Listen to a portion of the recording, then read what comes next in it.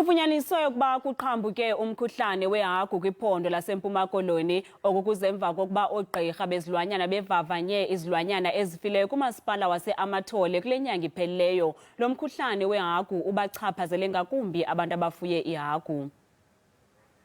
Lo mkhuhlane weehagu ufunyanwe kakhulu kwimfuyo yabantu basezilalini kulo mmandla. Isebe lezolimo likhawuleze leza nezicwangciso zokuthintela ukunwenwa kwalo mkhuhlane ngokukhawuleza. Abantu abaninzi apha baxhomekeke ekuxheleni baze bathengise inyama yehagu khona ukuze baphile.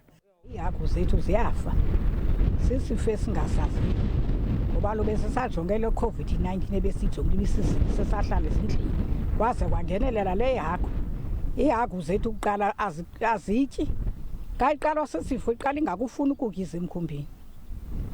Sibona uba ke ngoku inoba kukho into eyenzekayo. La mizi pha I think enye mina ba 6 enye na 8 afile lo mantshontsho qale kwafonina sivele ziyayatheka eziyakho ziyayatheka ife.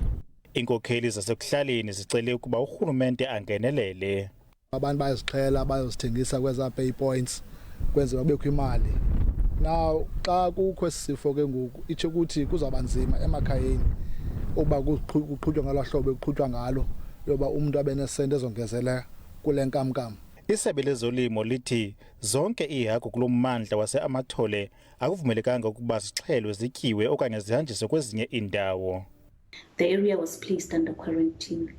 This means that no pigs are allowed to move into, out of or through the area. The main strategy that the department has deployed in the control of African swine fever is to empower pig keepers to prevent introduction of virus into their herds. Ukuqhambuka kwalo mkhuhlane weehagu sele kwazisiwe kumbutho ojongene nempilo yezilwanyane ehlabathini iWorld Organization for Animal Health. Kwiindaba zeSABC ndinkululeko Nyembezi kuCentane.